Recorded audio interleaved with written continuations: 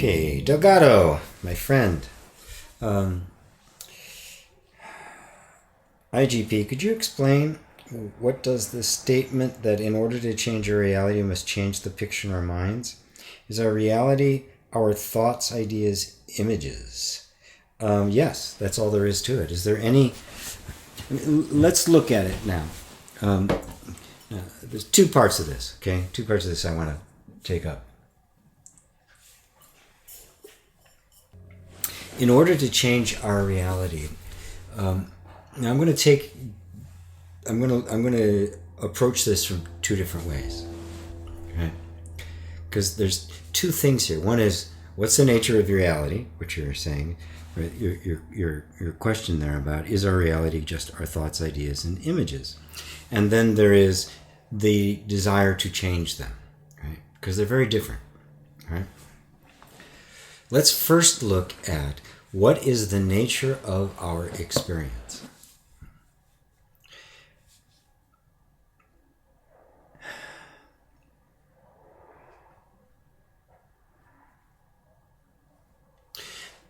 The non-dual approach is that there is nothing outside of your knowing of it. Your perceiving of a thing and the thing are not two, they are one. The material model is that the object I perceive exists independent from my perceiving of it. Therefore, it has a bunch of attributes, a bundle of attributes, which I am perceiving. Those attributes belong to it. They are inherent in it. In other words, it has self-existence. That's the material model. And therefore, there's this material explanation of the way perception works, so that I see it with my eyes, I hear it, I feel it.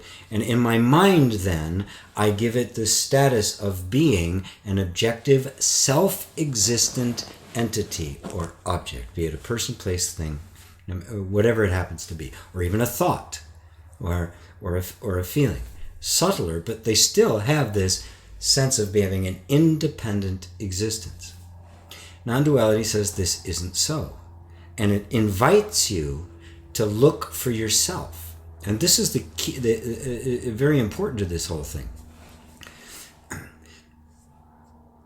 If you look at your direct experience, you cannot find any evidence whatsoever of the existence objectively of what it is you are perceiving.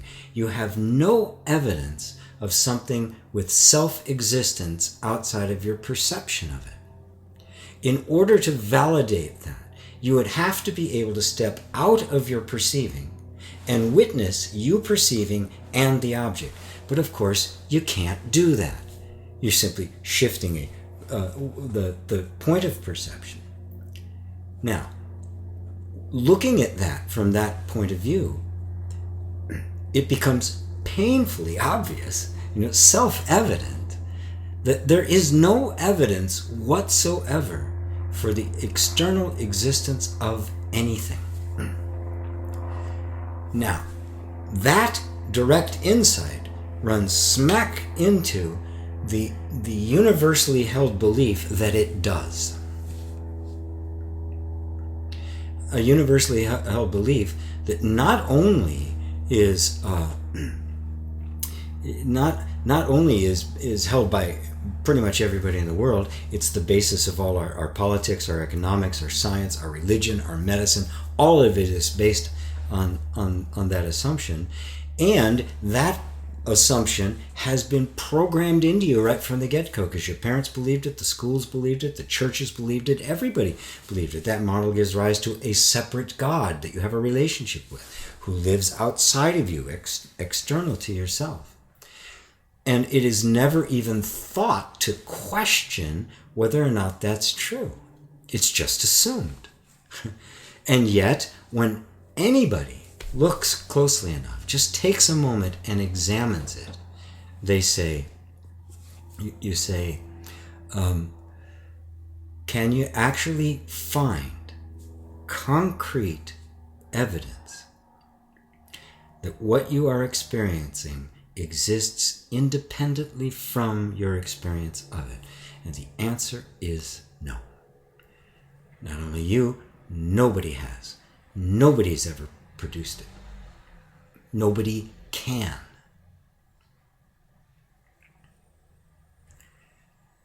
And yet the evidence that you are experiencing it is overwhelming. It's cut and dry. Yes, of course, I'm experiencing that. So then the question is, okay, if it doesn't exist out there as an object, it has no self-existence, or as Buddha would say, it has no self, then what am I experiencing? I am experiencing, it's undeniable. There is a me that is having an experience. There's stuff welling up. That's undeniable.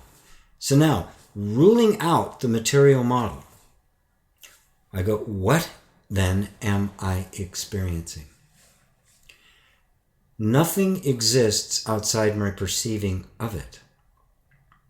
It has no being until I know it, which means its being is my knowing of it.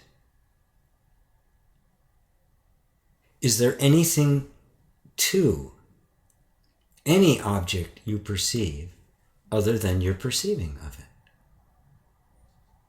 Is a thought have any existence separate from your knowing of it? So it then becomes clear that everything you are experiencing is an appearance in consciousness. And believing that it exists independently of the consciousness is the mischief maker. It's the cause of all the problems.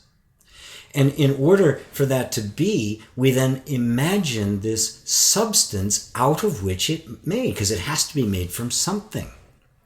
And that substance we gave the name of matter. And now we are going constantly deeper and deeper into this idea of matter, trying to find something that is indivisible and changeless and the essence of the entire thing. Because there's got to be something here, right? Everything is an appearance of something else. The cell is an appearance of the molecules, which are an appearance of the atoms, which are an appearance of the subatomic particles, which are an appearance of the quantum, which is an appearance of the field. All appearances. What is?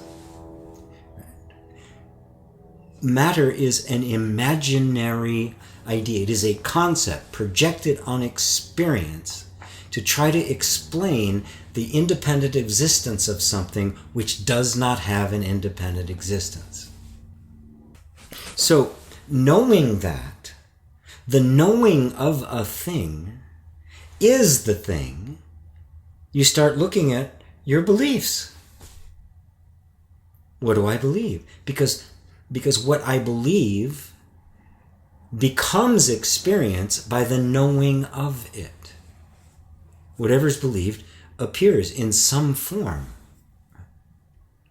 So that's the nature of our actual experience. It is nothing but consciousness. This non-duality is the consciousness-only model of the universe, in direct opposition to the current scientific paradigm of the matter-only, that consciousness is a derivative of matter. Consciousness says, sorry, I was here first, there is no matter. That is an illusion. That is a concept projected upon experience and does not hold up to scrutiny, even your own scientific scrutiny. It doesn't hold up to. And I am sure that in the next 10 years, you're going to hear more scientists saying consciousness is it. That there is no matter. There's some saying that now. You'll run across them occasionally, but the vast majority can't say that. It's just so outside of things that lose their grants and all the other kinds of stuff. But you're going to hear that more and more. Now the other thing, and they're part of this, in order to change our reality, we must change the picture in our minds. That implies something else, right? A desire to change. your experience. Now, once you realize that experience is formed by your beliefs, the immature approach is, I want to have a better experience, so I'm going to change my beliefs. Right? That's the law of attraction and manifestation and all that kind of stuff. It's kind of the remedial view because it hasn't gone into the deep. It hasn't really seen the implications of what it's seen, because it's witnessed that my thoughts create experience and all that. I've showed you how that works and why. The deeper thing is, holy shit. This is an existential insight of cosmic proportions.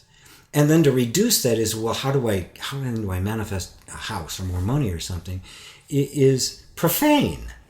It's an abomination.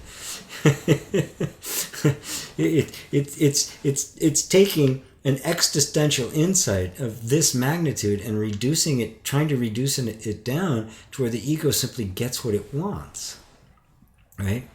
So to look at that, you become, well, what's really true then, right? If you want to experience the truth has to become the focus of your attention, right?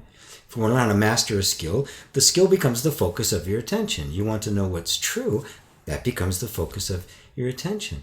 And you'll see how this idea of the independently existing self-inherent, self-existence of all object infects all of our thinking on every level of human endeavor. And so it becomes simply a matter of understanding, this is really true, and then let that take you over. And don't let the mind turn it into then some kind of a technique to get what you want, right? Because the you that's trying to get what you want is also an object in the mind. Who is the real you that's looking at that? And does that have that same kind of desire? Does it feel a need to change anything? I think I have to let it go with that. Boy, we're getting a lot of questions here.